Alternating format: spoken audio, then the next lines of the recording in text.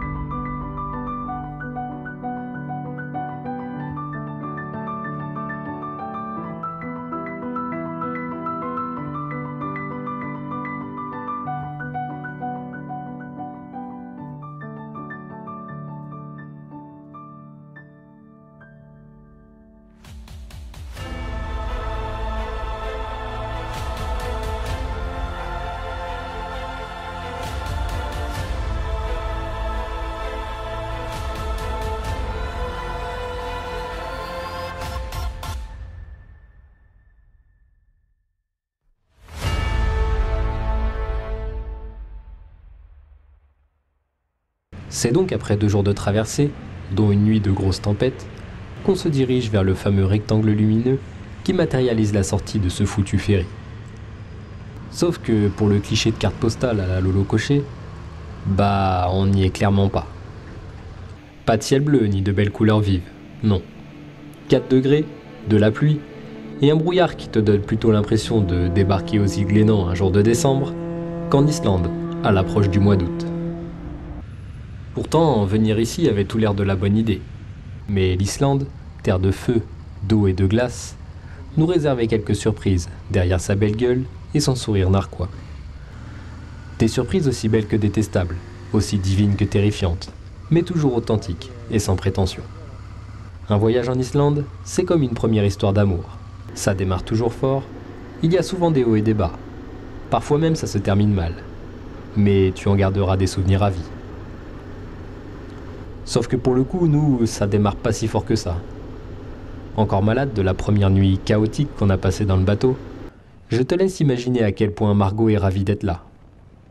La journée risque d'être longue. Très longue. Malgré ça, moi, ça ne m'empêche pas d'avoir un taux d'excitation bien au-dessus de la moyenne. Je n'ai qu'une seule hâte, enquiller la première piste venue et partir à l'aventure. Bon, avant ça, on va quand même aller s'acheter quelques provisions, histoire de survivre à cette terre qu'on dit si hostile.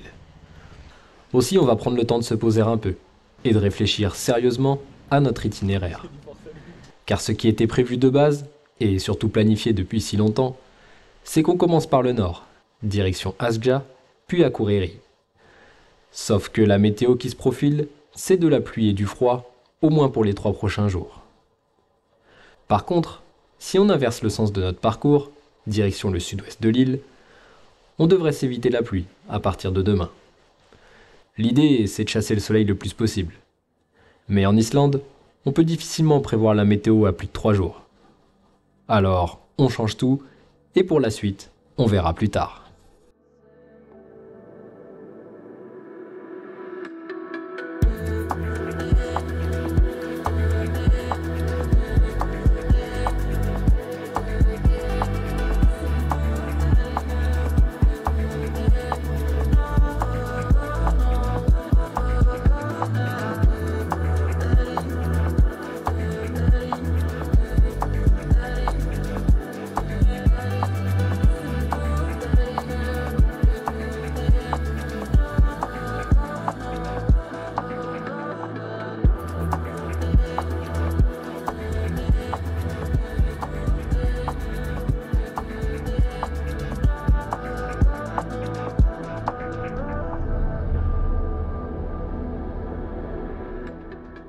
Première piste en Islande, fait.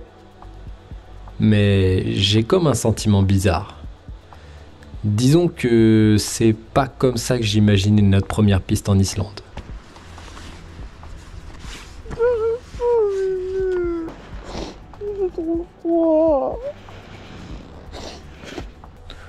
Nous voilà enfin sortis de ce méga nuage de pluie et de brouillard qui était accroché à la montagne. Et en redescendant sur l'océan, l'atmosphère a l'air légèrement plus claire.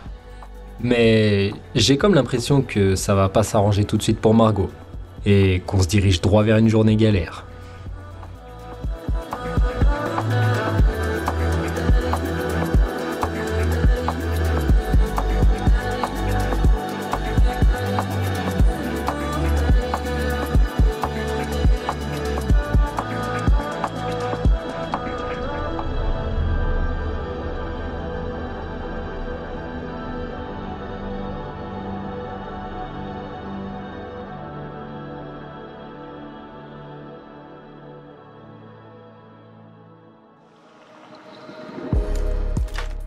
Tout juste 1h30 après être parti, on s'est refait une petite pause indispensable, au chaud, car Margot était frigorifiée. On en a d'ailleurs profité pour manger un super fish and chips. Et puis on a repris la route, le long de cette interminable route 1.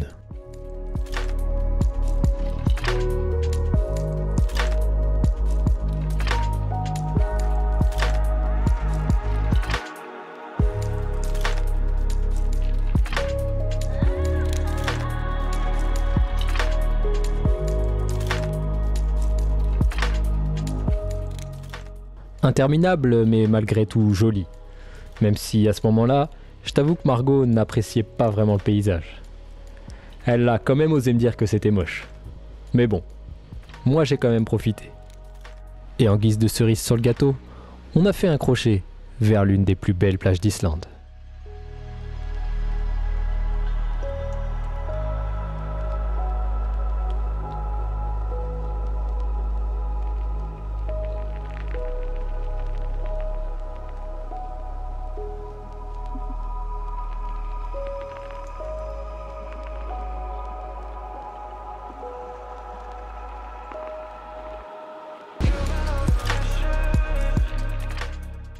Et une fois n'est pas coutume, on en a profité pour faire une nouvelle pause chocolat chaud, au Viking Café. Mais heureusement, peu après être parti, le soleil, si timide depuis ce matin, a enfin daigné se montrer, réchauffant au passage nos petits cœurs épuisés par cette journée froide, humide et venteuse. Il nous a ensuite accompagnés jusqu'à notre coucher, voire même bien plus tard.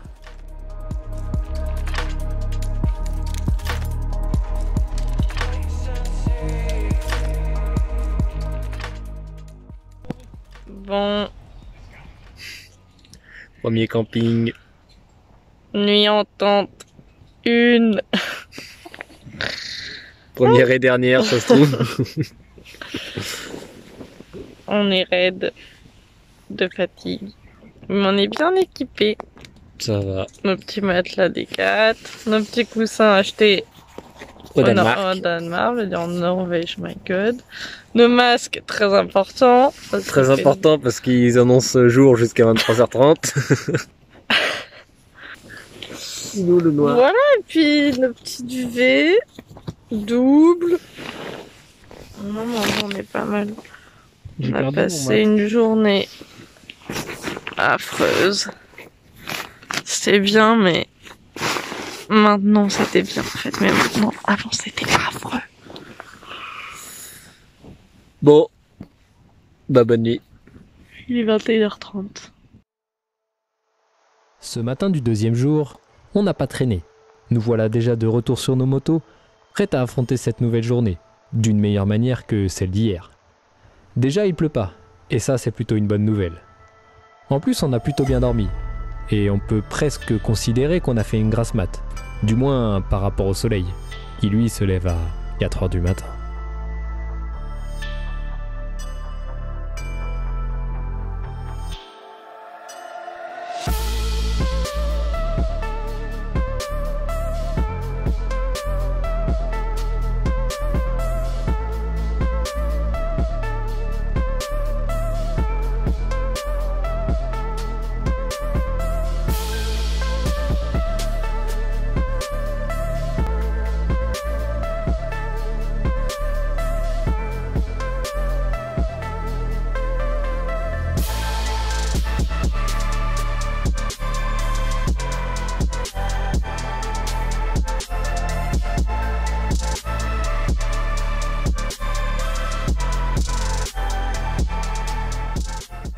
Aujourd'hui, c'est peut-être pas encore la journée parfaite au niveau des conditions météo. Mais par contre, on rentre clairement dans le vif du sujet en termes de paysage. Hier, c'était beau, mais aujourd'hui, on va littéralement prendre des claques en pleine figure. Et ça toute la journée.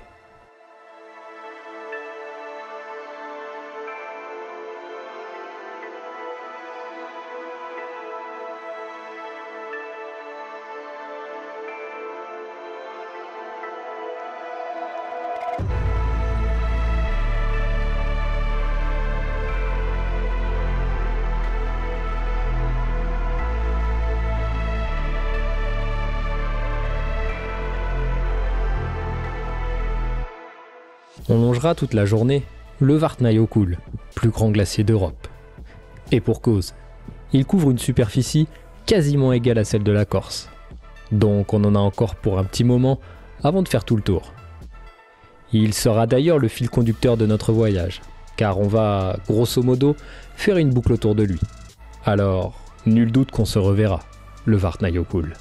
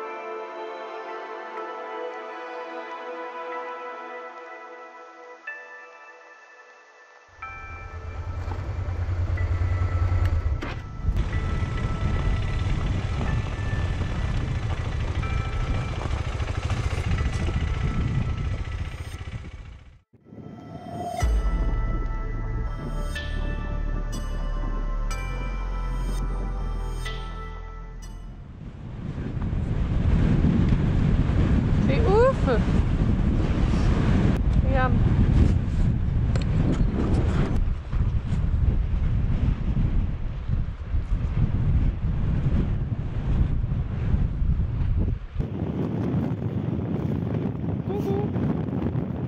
Alors c'est bien la moto.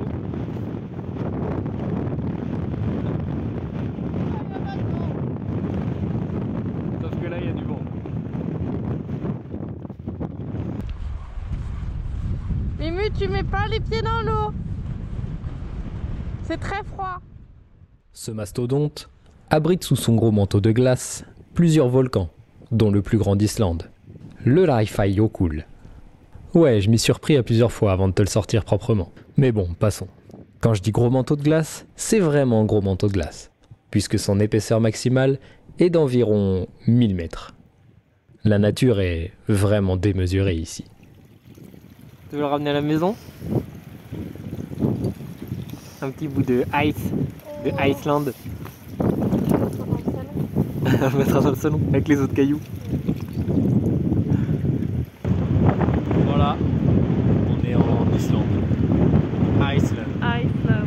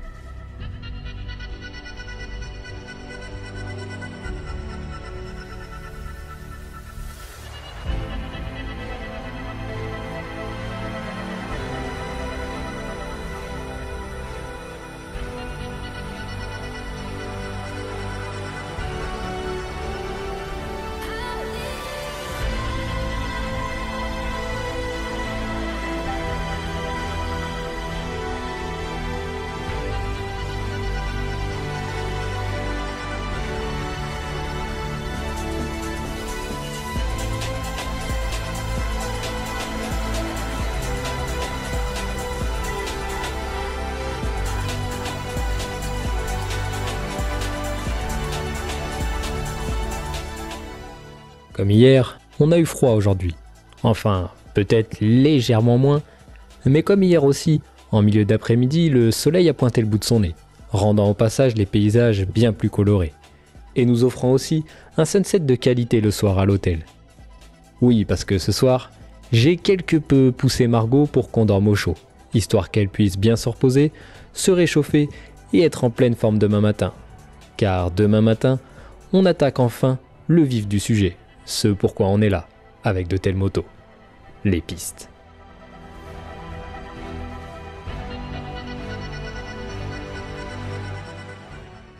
En attendant, on termine notre étape du jour dans ce petit village de campagne, entouré de tellement de verdure qu'on aurait du mal à croire qu'on est bien en Islande. Et pourtant, la mer est seulement à quelques kilomètres et le plus grand glacier d'Europe juste derrière la montagne. Montagne qui s'avère d'ailleurs être un volcan. Pincez-nous, on croit rêver.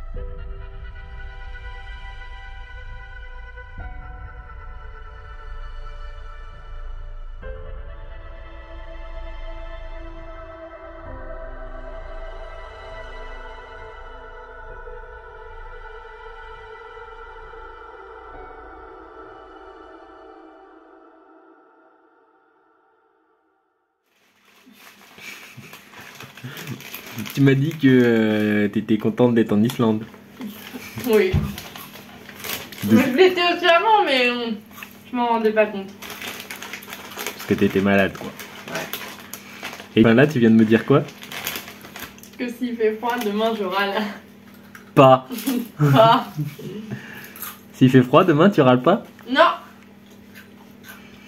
Je prends sur moi. Ok. Prenez date. Prenez note. J'enlèverai mon intercom pour râler toute seule. La suite au prochain épisode.